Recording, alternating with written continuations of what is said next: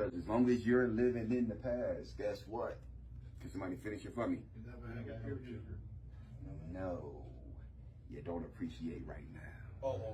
Killing right now. And right now is all you have. Only thing that's guaranteed is right now. And guess what? There are a lot of distractions that want to eat up your right now. You know how much time we spend on the phone? That's eating up your right now. You know how much time we spend looking at TV? Eating up your right now. How much time we spend complaining? Eating up your right now. You know how much time we spend living in the past regretting something? It's eating up your right now. That's all we got is right now, brother. That's it. You ain't got nothing else. You can plan for the future, don't mean you're going to be in it. All right, so let's get started, man. Word of the day is self-pity. Oh, this is a good word.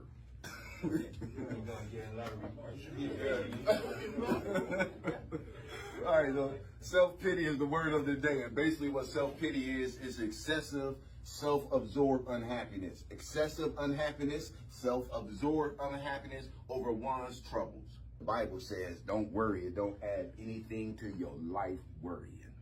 It doesn't benefit you and it doesn't help you. I don't know, man. Can somebody represent for me this morning, man? Have you ever worried about something? I know I have. I'm going to represent it. I've worried about some stuff, man, that I was terrified of. I mean, terrified. And then in the end, when I got through it, it was like it really wasn't that bad.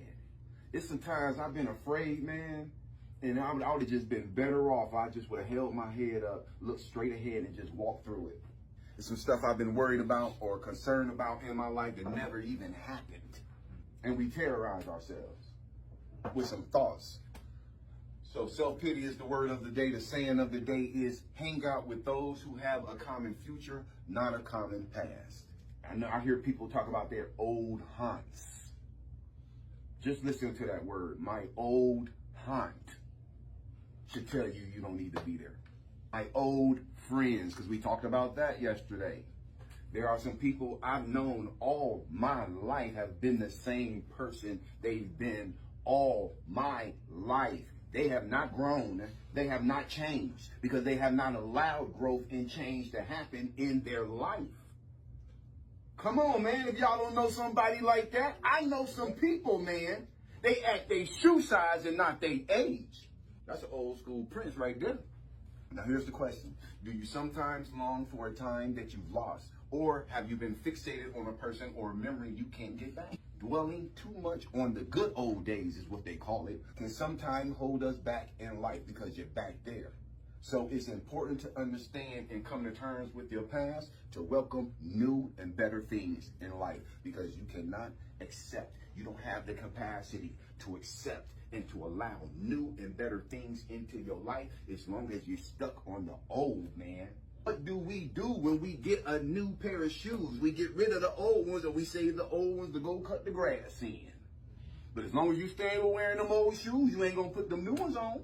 Come on, man. Even a snake knows to shed its skin. If it plans to grow, it does. If you want to stay that little bitty old little snake, keep holding on to that little dead skin. But in order for a snake to grow, it has to shed its entire skin. I'm talking about the eye covering and everything. You hold on to grudges. If you're still mad at somebody who did something to you in the past, you hold on to a grudge. And guess what? You can't change it. Whatever they did to you, whatever they said, you can't change. So hating them, how is that helping you? I guarantee you this, though. If they didn't like you and they wanted to hurt you, and here it is, 5, 10 years later, you still hold on to a grudge, they beat you. Do you refuse to forgive others and hold grudges against them? That's what holding a grudge is. When we hold a grudge against someone, we may be choosing to waste our time and energy on negative past experiences we can't change. Let's hear that again, man.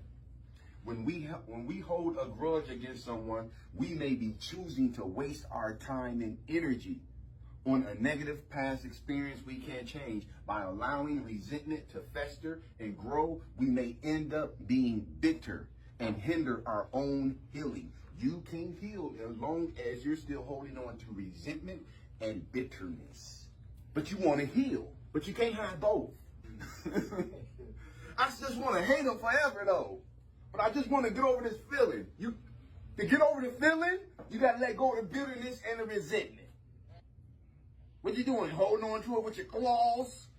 I'm holding on to this bitterness and this resentment. How is that helping you other than making your hair gray? Resentment will age you. Telling your man, take it from me, I'm 51. Look at me, I still look young. I don't hold on to no bitterness, man. I don't. It'll age you. Just like drinking.